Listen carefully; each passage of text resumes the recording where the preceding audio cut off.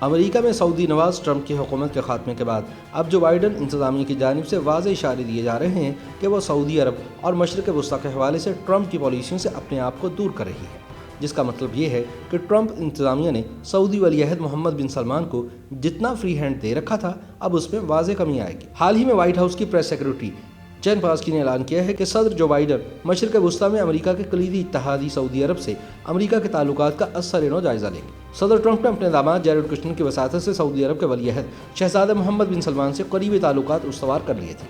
اور ان کو امریکہ کی طرف سے فروخت کیے گئے ہتھیاروں کو یمن کی جنگ میں بے دریغ استعمال کی کھلی چھٹی دے رکھی تھی۔ بظاہر اب ایسا نظر آ رہا ہے کہ صدر جو بائیڈن ولی عہد محمد بن سلمان کی بجائے سعودی عرب کے ساتھ اپنے معاملات براہ راست شاہ سلمان سے بات چیت کے ذریعے نمٹائیں گے۔ شاہ سلمان ولی عہد محمد بن سلمان کے والد ہیں۔ ان کی عمر لگ بھگ 80 برس ہے اور ان کی صحت بھی بہت اچھی نہیں ہے۔ امریکی دفتر خارجہ کی جانب سے جاری کردہ ایک حالیہ بیان میں کہا گیا ہے کہ آئندہ سے امریکی پالیسی قانون کی بالادستی اور انسانی حقوق کی پاسداری کو ترجیح دینے پر مبنی ہوگی۔ اب سوال یہ پیدا ہوتا ہے کہ نئی امریکی انتظامیہ کی پالیسی میں تبدیلی کا دونوں ملکوں پر کیا اثر پڑے گا اور امریکہ اور سعودی عرب کو آگے چل کر کیا خطرات پیش آ سکتے ہیں۔ سعودی عرب کے جوان سال ولی عہد، جن کو دنیا MBS کے نام سے جانتی ہے، ان کے لیے واضح طور پر اس کا یہ مطلب ہوگا کہ ان کی منمانی کرنے کے دن اب حقیقی طور پر ختم ہو گئے ہیں۔ سعودی عرب کو اگر امریکہ کو بطور اپنی دفاعی اتحادی اور اپنے تحفظ کے ضامن کے طور پر رکھنا ہے تو اس کو امریکی وزارت خارجہ میں سوچ کی اس تبدیلی سے اپنے آپ کو ہم آہنگ رکھنے کے لیے اپنی پالیسی میں چند بنیادی تبدیلیاں کرنا ہوں گی۔ یمن میں سعودی عرب کی قیادت میں جاری جنگ کے لیے اب امریکہ کی مزید حمایت حاصل نہیں ہوگی۔ اس پر اپنی پالیسی تبدیل کرتے ہوئے سعودی عرب شاید یہ کہہ سکتا ہے کہ ٹھیک ہے، ہم تو پہلے ہی اس جنگ کو ختم کرنے کا راستہ ڈھونڈ رہے تھے۔ امریکہ چاہتا ہے کہ قطر سے سعودی عرب کے تعلقات بہتر ہوں، جو کہ سعودی عرب حال ہی میں کر چکا ہے۔ واشنگٹن DC سے اٹھنے والی آوازوں میں سعودی عرب میں قید انسانی حقوق کی خواتین کارکنان کی رہائی کے مطالبات بھی شامل ہیں اور گزشتہ ہفتے سعودی عرب نے انسانی حقوق کی سب سے سرکردہ کارکن لیجن الہندول کو ضمانت پر رہا کر دیا ہے۔ سعودی عرب اور امریکہ کے تعلقات کی جڑیں کافی گہری ہیں۔ یہ دوستی کے بیج اس تاریخی ملاقات میں بوئے گئے تھے جو سن 1945 میں امریکی جنگی جہاز پر سعودی عرب کے اس وقت کے فرمانروا شاہ عبدالعزیز اور صدر روزویلٹ کے درمیان ہوئی تھی۔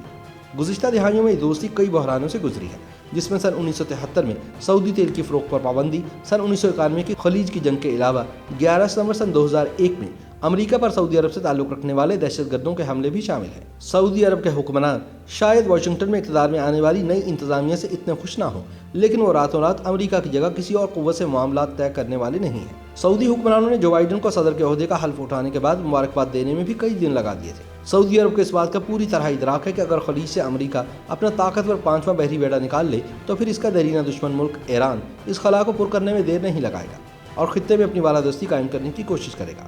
فی الحال جو بائیڈن کی انتظامیہ نے سعودی عرب کو یہ یقین دہانی کروائی ہے کہ وہ اس کو بیرونی حملوں سے محفوظ رکھنے میں پوری مدد کرے گا اور یہ کہ امریکہ حوثی باغیوں کی طرف سے ہونے والے ڈرون حملوں کو ناکام بنانے میں بھی تعاون جاری رکھے گا۔ دوسری جانب سعودی فرمانرواز شاہ سلمان اب کافی بوڑھے ہو چکے ہیں اور اپنی صحت کی وجہ سے اب وہ امور سلطنت چلانے میں اتنی سرگرمی سے حصہ نہیں لے سکتے، لہذا امریکہ کو چاہتے نہ چاہتے بھی آنے والے برسوں بلکہ دہائیوں میں ولی عہد محمد بن سلمان سے ہی معاملات طے کرنا ہوں گے۔ لیکن کئی مغربی ملکوں کی نظر میں محمد بن سلمان کی ساکھ اچھی نہیں رہی اور سعودی صحافی جمال خشوگی کو قتل کروانے میں ان کے کردار کے بارے میں شکوک و شبہات پائے جاتے ہیں۔ سعودی عرب کے اندر محمد بن سلمان اپنی سماجی اصلاحات کے تناظر میں کافی مقبول ہے، بالخصوص نوجوان نسل اپنے آپ کو 35 سالہ ولی عہد سے ذہنی اور فکری طور پر قریب پاتی ہے، خاص طور پر ایک ایسے ملک میں جہاں ہمیشہ سے 70 اور 80 سال کے عمر کے لوگ ہی بادشاہ اور ولی عہد رہے ہیں۔ سعودی سلطنت میں طاقت اور حکومت کے تمام ذرائع ان کے اختیار میں ہیں اور انہوں نے ملک کی مسلح افواج، وزارت داخلہ اور نیشنل گارڈ کو براہ راست اپنے تابع کر لیا ہے۔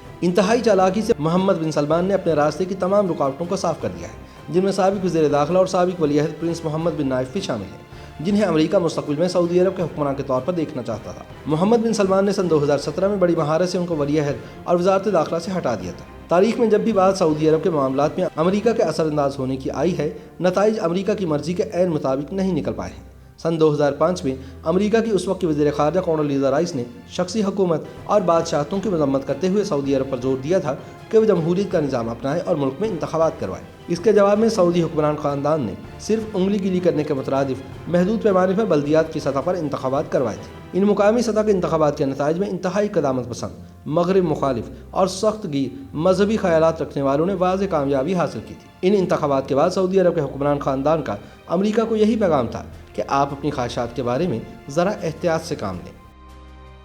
YouTube पर गूगली न्यूज देखने के लिए youtube.com की सर्च बार में गूगली न्यूज टीवी टाइप करें। गूगली न्यूज के पेज पर सुर्ख रंग के सब्सक्रिप्शन वाले बटन पर क्लिक करना ना भूलिए। YouTube पेज पर अपलोड होने वाली वीडियोस से बाखबर रहने के लिए बेल आइकन पर क्लिक कीजिए। आपको हर नई वीडियो के बारे में नोटिफिकेशन मौसूल हो जाएगा।